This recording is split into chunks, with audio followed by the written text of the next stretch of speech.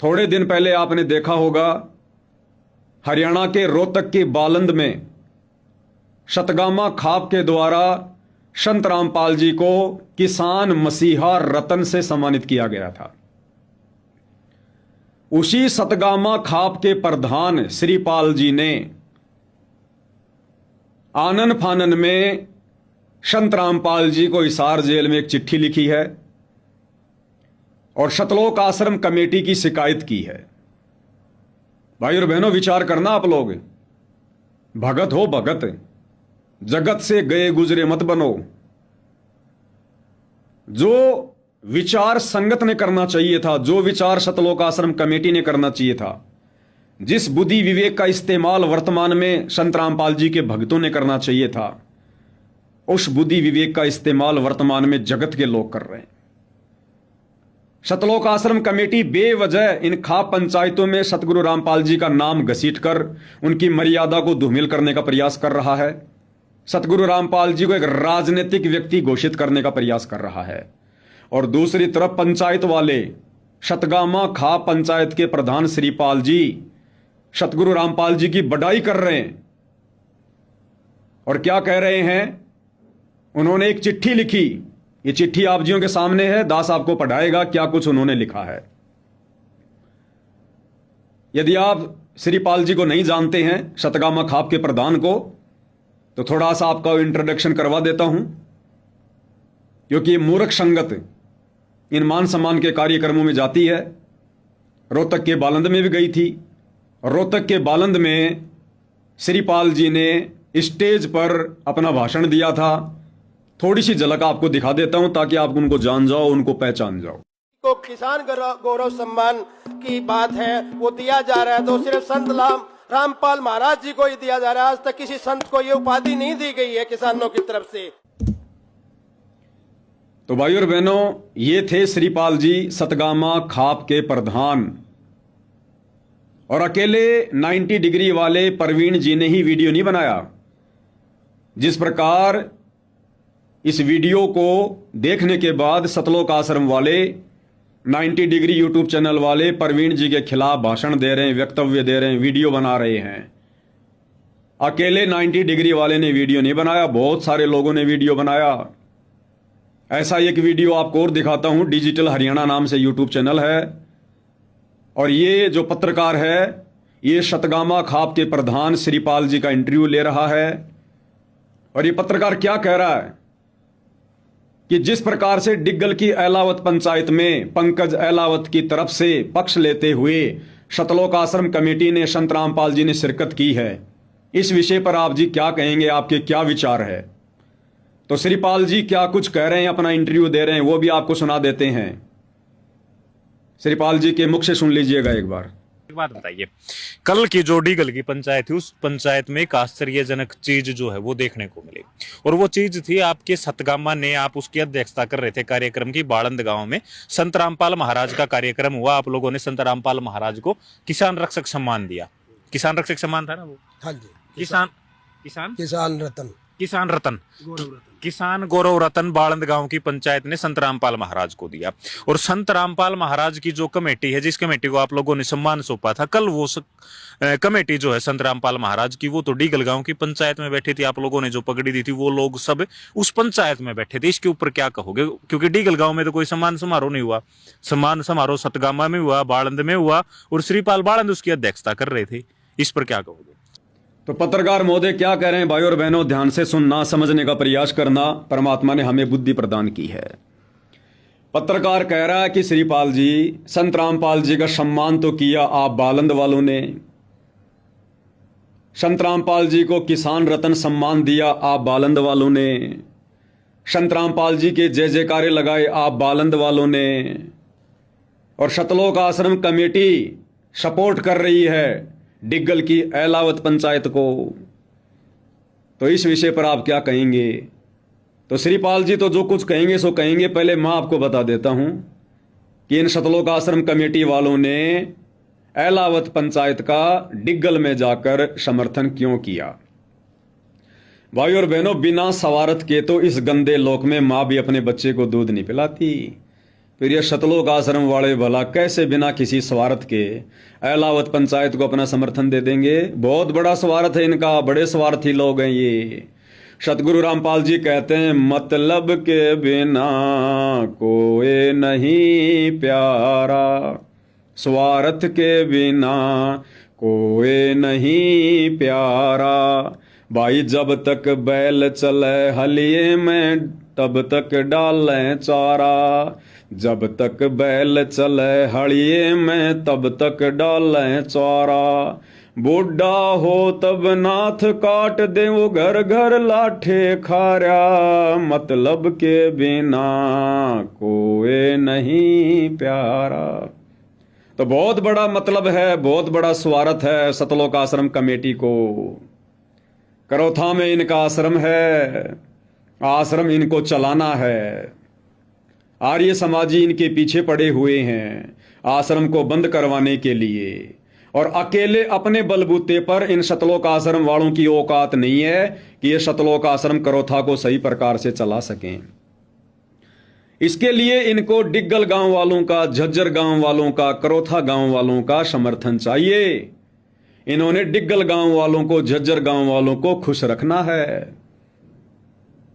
अपने सतलोक आश्रम करौथा को चलाने के लिए, अपने धार्मिक धंधे को बनाए रखने के लिए सतलोक आश्रम कमेटी वालों ने सतगुरु रामपाल जी की मर्यादाओं की धज्जियां उड़ा दी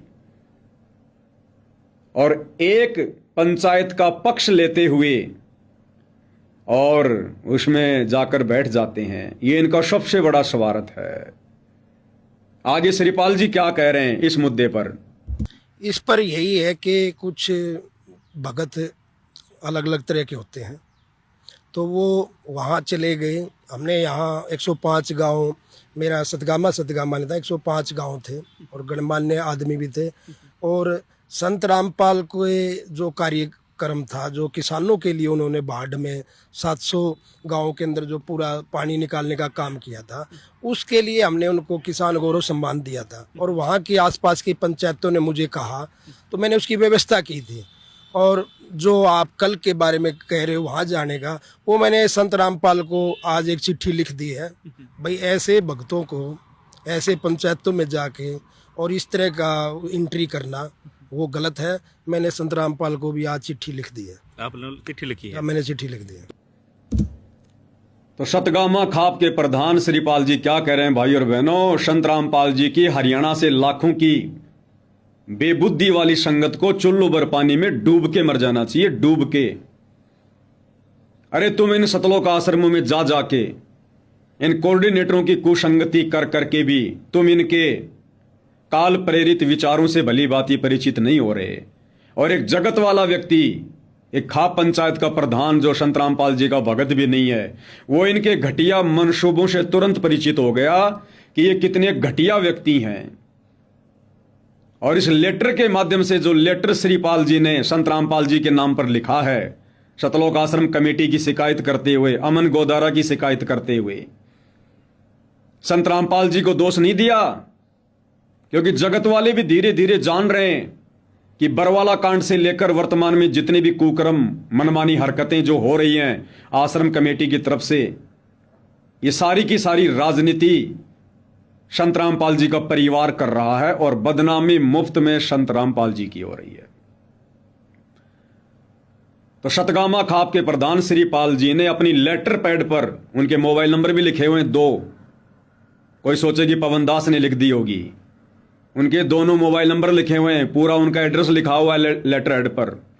ऊपर लिखा है सतगामा प्रधान श्रीपाल बालंद रोहतक, नीचे इनका पूरा एड्रेस लिखा हुआ है, SVM college of nursing Baland Rohtak. Mobile number है उनके 9812505004, 9812228888।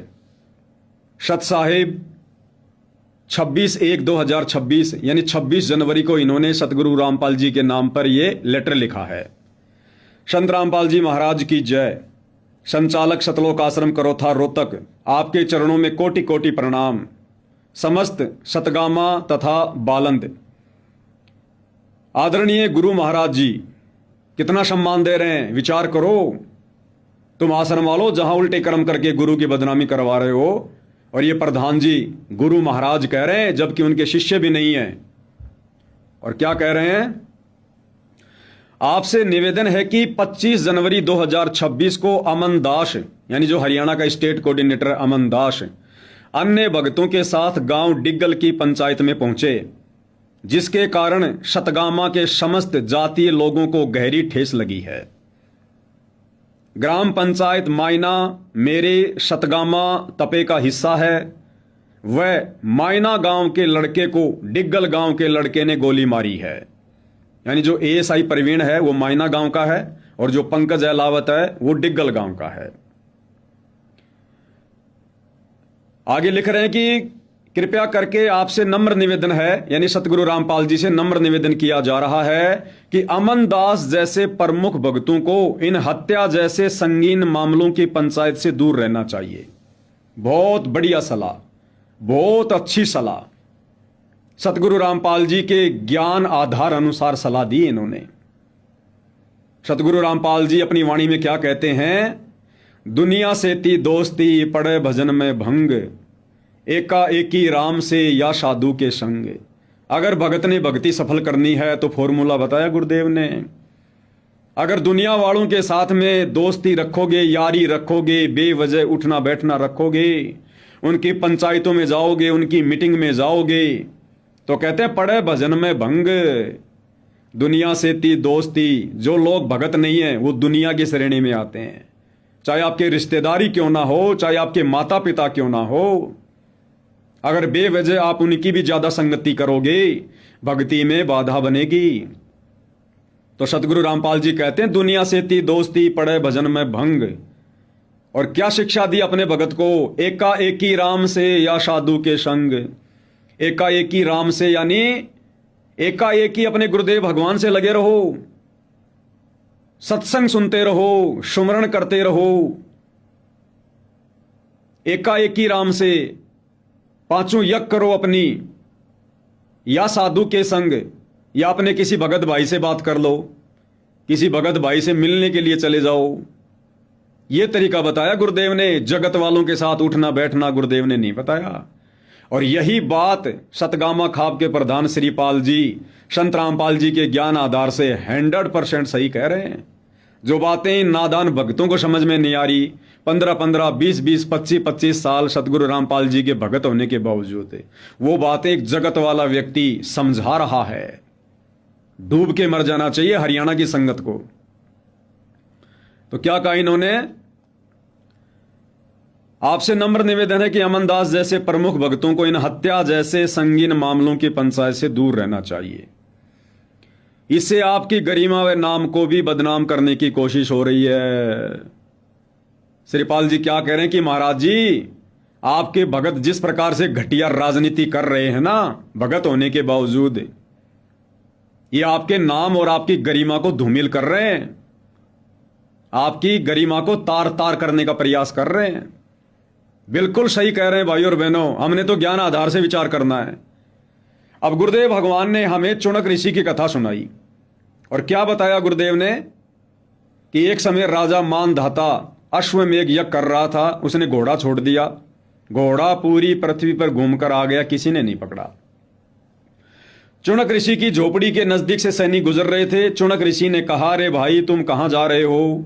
जब तुम गए तब भी घोड़े पर कोई नहीं बैठा था, आए हो तो भी घोड़े पर कोई नहीं बैठा, क्या कारण है भाई? तो सैनिकों ने कहा कि महाराज जी, ये राजा मानधाता का घोड़ा है, किसकी औकात है जो इसको पकड़ ले, इसके ऊपर बैठ जाए? अगर इस घोड़े को कोई पकड़ लेगा, इसका मतलब है उसने राजा मानधाता से युद्ध करना पड़ेगा। और किसकी औकात है? 72 करोड़ सेना है हमारे राजा के पास, दांत फोड़ दे दांत। तो चुनक ऋषि ने क्या किया? ये बात भक्तों को समझने योग्य है। अरे सतगुरु रामपाल जी संगत करते हैं तो हमारे टाइम पास के लिए नहीं करते, हमारे मनोरंजन के लिए नहीं करते। इन सत्संगों के माध्यम से सतगुरु हमें समझाना चाहते हैं, शिक्षा देना चाहते हैं कि तुम्हारे सामने जब कभी कभार इस प्रकार की स्थिति पैदा हो जाए तो तुम लोगों ने किस आधार से निर्णय लेना है, अपनी भक्ति तुमने बचानी है। चुनक ऋषि ने ज्ञान का परिचय नहीं दिया और काल प्रेरणा से घोड़े को पकड़ के बांध लिया कि मैंने तुम्हारे राजा का युद्ध स्वीकार कर लिया। सैनिकों ने जाकर राजा मानधाता को बताया। मंत्रियों ने कहा कि महाराज जी, आज एक आदमी ने हिम्मत की है, कल को ना जाने कोई और हिम्मत करेगा, इसको ढंग से जवाब दिया जाए। 72 करोड़ सेना थी, 4 भागों में विभाजित कर दी, 18-18 करोड़। एक टुकड़ी भेजी राजा मानधाता ने, 18 करोड़ सैनिक, एक चुनक ऋषि को मारने के लिए, ताकि आगे भविष्य में कोई हिम्मत ना करे उसके युद्ध को स्वीकार करने की। उधर से चुनक ऋषि ने काल प्रेरणा से क्या किया, अपने जीवन में जितनी भी भक्ति साधना की थी उसकी 4 उसने पुतलियां बना ली, एटम बम बना लिए सिद्धि से। और जैसे 18 करोड़ सेना आई, एक पुतली छोड़ दी, एक एटम बम छोड़ दिया, 18 करोड़ सेना का नरसंहार हो गया। राजा ने दूसरी टुकड़ी भेजी 18,000 की, दूसरी पुतली छोड़ दी, तीसरी सेना भेजी, तीसरी टुकड़ी छोड़ दी। इस प्रकार से चुनक ऋषि ने 4 एटम बम से राजा मानधाता की 72 करोड़ सेना का सत्यानाश कर दिया। राजा मानधाता चरणों में आके गिर गया और उसकी महिमा हो गई, महिमा कि वाह जी वाह, सिद्ध हो तो चुनक ऋषि जैसा, बड़ी महिमा हुई, वो भी बड़ा प्रसन्न हुआ। लेकिन गुरुदेव ने इसका परिणाम क्या बताया कि वो मूर्ख था, मूर्ख। जितनी भक्ति साधना की थी काल प्रेरणा से, उसने 72 करोड़ सेना को मार के उसका सत्यानाश कर दिया। अब क्या बनेगी उसके साथ में, अगले जन्म में कुत्ता बनेगा, कुत्ता, सर में कीड़े पड़ेंगे। जितने भी सैनिक उसने मारे थे 72 करोड़ कीड़े बनकर, और जब चुनक ऋषि कुत्ता बनेगा उसके सर में पड़ेंगे, अपना बदला लेंगे। और गुरुदेव ने बाद में हमें शिक्षा देते हुए बताया कि बच्चों, उस नालायक को क्या पड़ी थी, अरे राजा अपना काम कर रहा है, भगत अपना काम करे। राजा का काम था, वो अपना काम कर रहा था, भगत ने अपनी भक्ति करनी थी। वो घर बार छोड़ के जंगल में झोपड़ी डाल के भक्ति करने के लिए बैठा था ना। फिर बकवाद क्यों आई उसके मन में, काल प्रेरणा से उसने बकवाद करी, वरना अपनी भक्ति करता, भक्ति कमाई लेके ऊपर के लोक में जाता, ऐश करता।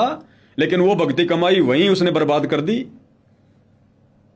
और अगले जन्म में कुत्ता बनेगा और सर में कीड़े पड़ेंगे।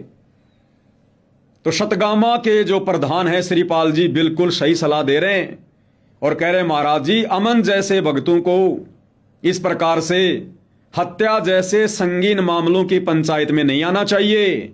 ये हमारा आपसी भाईचारे का मामला है। लेकिन अमन दास ने सत्संग थोड़े सुने, ये सतलोक आश्रम वाले सत्संग थोड़े सुनते हैं, इनको तो बकवाद करने से फुर्सत नहीं है। तो चुनक ऋषि की तरह बेवजह अमन और सतलोक आश्रम के अन्य लोगों ने वहां पर एंट्री मार दी। तो श्रीपाल जी ने क्या कहा कि नम्र निवेदन है कि अमन दास जैसे प्रमुख भक्तों को इन हत्या जैसे संगीन मामलों की पंचायत से दूर रहना चाहिए। इससे आपकी गरिमा व नाम को भी बदनाम करने की कोशिश हो रही है। मीडिया के माध्यम से आपका नाम सोशल मीडिया पर आया हुआ है कि देखो रामपाल के भगत भी राजनीति करने लगे, रामपाल के भगत भी बेवजह भाईचारा निभा रहे हैं। अरे लोगों को सब पता है, दुनिया वालों को सब पता है तुम सतलोक आश्रम वालों के विषय में, तुम कितना अच्छा भाईचारा निभाते हो, तुम्हारे क्या विचार हैं। तो सोशल मीडिया पर लोग चर्चा कर रहे हैं कि ये रामपाल जी के भगत कब से भाईचारा निभाने लगे, ये क्यों आ रहे हैं, जरूर इनका कोई स्वार्थ है। इससे आपकी गरिमा व नाम को भी बदनाम करने की कोशिश हो रही है। मीडिया के माध्यम से आपका नाम सोशल मीडिया पर आया हुआ है, जबकि आप हमेशा उन कारनामों से व आपके सेवक दूर रहते हैं। श्रीपाल जी कितनी बढ़िया बात कह रहे हैं कि महाराज जी, मैंने भी आपके सत्संग सुने हैं, मैं भी आपके विचारों से थोड़ा बहुत परिचित हूं, और जहां तक मैं आपके विषय में जानता हूं, इस प्रकार की पंचायतों से और इस प्रकार के कार्यों से आप और आपकी संगत हमेशा दूर रहती है। लेकिन अब क्या हो गया, अब ये लोग क्यों आ रहे हैं इस प्रकार से भाईचारा खराब करने के लिए। आपकी गिनती सेवा के कार्यों से पहचानी जाती है। इसी भगत अमन दास द्वारा खरक गांव में भी विवाद हुआ था, ये वहां पर भी प्रमुख था। क्या कह रहा है शतगामा खाप का प्रधान कि यही अमन दास ये भिवानी के खरक गांव में भी गया था, और खरक गांव में जो झगड़ा हुआ था, लोगों के सिर फोड़े गए थे, उस युद्ध में, उस लड़ाई में इसी अमन दास की मुख्य भूमिका थी। देख लो भाई और बहनों, संगत अभी तक अंधी बन के बैठी है, और जगत वाले लोग भली भांति जानते हैं कि कौन कैसा भगत है। तो क्या लिख रहे हैं, इसी अमन दास द्वारा खरक गांव में भी विवाद हुआ था, ये वहां पर भी प्रमुख था। इस अमन दास के खिलाफ सख्त कार्रवाई होनी चाहिए, यही आपसे निवेदन है ताकि आगे कोई भगत आपकी गरिमा को ठेस ना पहुंचा पाए। अरे डूब के मर जाना चाहिए इस अमनदास जैसे भक्तों को। जगत वाले तुम्हारी शिकायत कर रहे हैं संत रामपाल जी से, तुम्हारे कुकृत्यों को देखकर, ज्ञान विरुद्ध हरकतों को देखकर डूब के मर जाना चाहिए। नीचे इन्होंने अपनी मोहर भी मारी है, श्रीपाल सिंह, शतगामा प्रधान, बालंद रोहतक, और भी 2-4 लोग हैं जिनके सिग्नेचर यहां पर हैं, जिन लोगों ने ये सूचना जो है संत रामपाल जी तक पहुंचाई है। तो भाई और बहनों, ये लेटर श्रीपाल जी ने संत रामपाल जी के पास पहुंचाया। हालांकि इनको पता नहीं है सिस्टम का। इन्होंने ये लेटर या तो धनाना आश्रम में पहुंचा दिया होगा या फिर सतलोक आश्रम करोथा में पहुंचा दिया होगा, और सोच रहे होंगे कि ये संत रामपाल जी के पास पहुंच जाएगा। अरे भैया, बिल्ली को दूध की रखवाली करने के लिए बैठाओगे तो क्या होगा? ये लेटर कहां जाएंगे? संत रामपाल जी के पास नहीं जाएगा। ये लेटर इन्हीं के पास जाएंगे, इसी अमन के पास जाएगा, संत रामपाल जी के बेटा बेटी के पास जाएगा। और ये सारे के सारे, ये जितने भी सतलोक आश्रम कमेटी वाले हैं, चाहे अमन दास है, चाहे आपके सतलोक आश्रम करोथा का जयवीर दास है, चाहे आपका झज्जर का कोऑर्डिनेटर जगबीर दास है, ये अमन गोदारा है, संत रामपाल जी के बेटा बेटी हैं, ये सारे एक ही थाली के चट्टे बट्टे हैं, एक ही कुएं का पानी है सारा का सारा। ये जितने भी सतलोक आश्रम है, ये सब एक ही कुएं का पानी है। तो ये लेटर तो संत रामपाल जी के पास नहीं जाने वाला, लेकिन इस लेटर के माध्यम से इन्होंने कितनी बढ़िया बात कही है और एक शिक्षा दी है इन्होंने, जगत होने के बावजूद संत रामपाल जी के मंद बुद्धि भक्तों को, कि नालायको, तुम हमारे बीच में क्यों टांग फंसा रहे हो? अगर तुम भक्ति करने के लिए घर से निकले हो तो अपनी भक्ति करो ना। ये भाईचारा तुम लोगों ने आज से पहले तो कभी नहीं निभाया। 30 साल हो गई संत रामपाल जी को, आज तुम्हें भाईचारा कैसे याद आ गया? तो तुम लोगों ने तो अपने आश्रम चलाना है, करोथा आश्रम, इसलिए डिग्गल वालों का पक्ष कर रहे हो तुम।